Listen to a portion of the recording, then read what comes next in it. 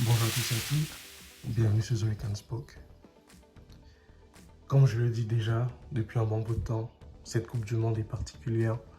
Cette Coupe du Monde nous montre qu'il n'y a plus de petites équipes. Cette Coupe du Monde nous démontre à chaque fois que les équipes sont responsables, que les joueurs ont évolué, que les tactiques ont évolué, que les changements mis en place dans les fédérations ont vraiment porté fruit. C'est pour ça que je vais aujourd'hui vous faire le débriefing d'une très belle rencontre ayant opposé la Belgique au Canada. Tout d'abord, félicitations aux Belges pour avoir su gagner face au Canada. Ce n'était pas un match facile pour les Belges parce que ils ont vraiment été dominés dans le match. L'équipe du Canada a fait un demi-terrain avec la Belgique. On a plus joué dans le camp belge que dans le camp canadien. L'équipe du Canada s'est loupée. C'est triste en fait et c'est dommage parce que le penalty qu'ils ont obtenu en début de match, que Davids va genre louper, il va frapper sur Courtois. Moi, je savais déjà qu'il n'avait pas marqué ce penalty parce que Antonio Davids ou je sais pas qui là, c'est un joueur qui est défenseur, c'est un défenseur. Vous allez me dire que ça ne compte pas, c'est pas possible, oui, c'est vrai, mais Jonathan David est habitué à marquer des buts, des penalties tout le temps. En championnat de France, Jonathan David, il score des penalties à chaque instant, il score tout le temps avec Lille. Pourquoi est-ce que David s'est comme précipité pour prendre la balle dans ses mains et pouvoir la frapper et mettre sur Courtois en fait? Ça, je ne comprendrais jamais. S'il avait marqué, je ne serais pas à dire ça, mais il n'a pas marqué du tout. Donc, c'est quand même regrettable en fait de voir que le Canada se loupe sur une action qui aurait pu faire un but partout en fait aujourd'hui quoi. Donc, c'est un peu ça. Et si le Canada avait mené, je pense que la rencontre serait différente en fait. Et pour une fois, j'ai envie de dire que j'ai pas reconnu l'équipe de Belgique, hein.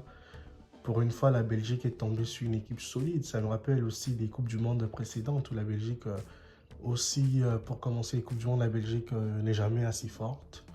Mais par la suite, au fur et à mesure que la compétition avance, au fur et à mesure, elle se mettait à niveau dans les compétitions.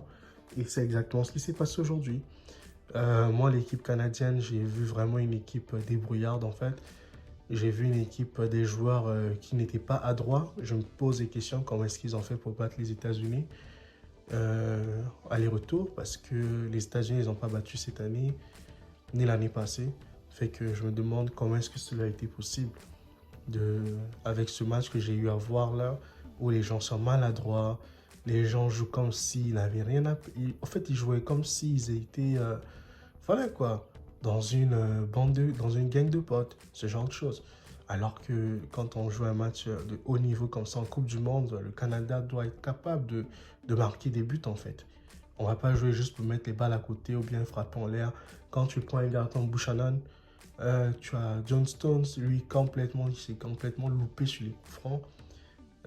C'est terrible en fait, la sélection canadienne de soccer, ce qu'ils ont fait aujourd'hui là, c'est pas beau parce que c'est vrai, le Canada, c'est un pays de hockey.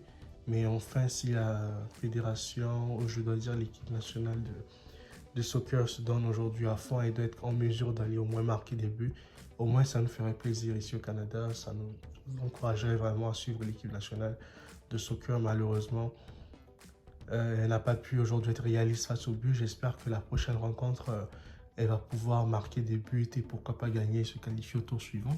Parce que moi, j'aimerais vraiment que le Canada se qualifie, euh, on va dire qu'en huitième de finale. C'est une équipe que je supporte vraiment dans cette Coupe du Monde. C'est le Canada en fait.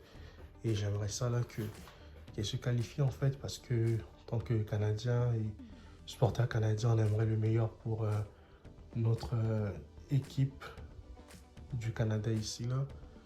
Au moins, ça ferait du bien à tout le monde de voir le Canada gagner. Donc, c'est ça. Parce qu'il y a des amis canadiens qui en jasent de tout ça. Fait que ils sont quand même un peu découragés de voir que leur équipe perd ce match, en fait, l'équipe nationale. Même si j'ai réussi quand même, ils ont levé un peu du hockey pour qu'ils viennent suivre cette rencontre.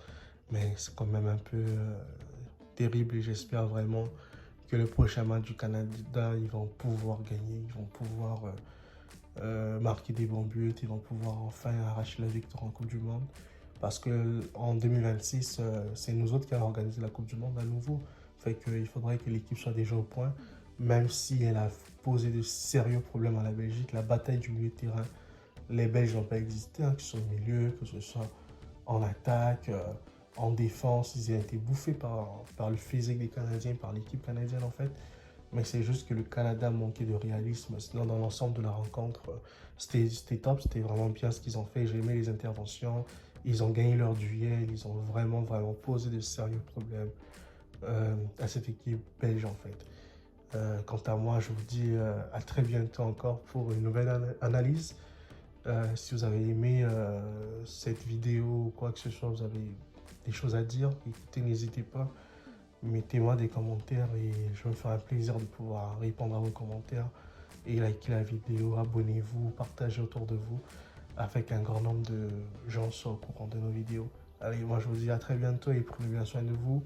Et félicitations encore aux Belges pour leur victoire, même si Kevin De Bruyne n'a pas hésité dans cette rencontre. Eden Hazard a retrouvé un peu son niveau, mais ce n'était pas ça. Pourquoi? Parce que le Canada a su maîtriser Eden Hazard, a su maîtriser Kevin De Bruyne. Et les gars ont été éteints. Franchement, félicitations encore aux Canadiens. Félicitations aux Belges pour leur match. Et à bientôt. Ciao.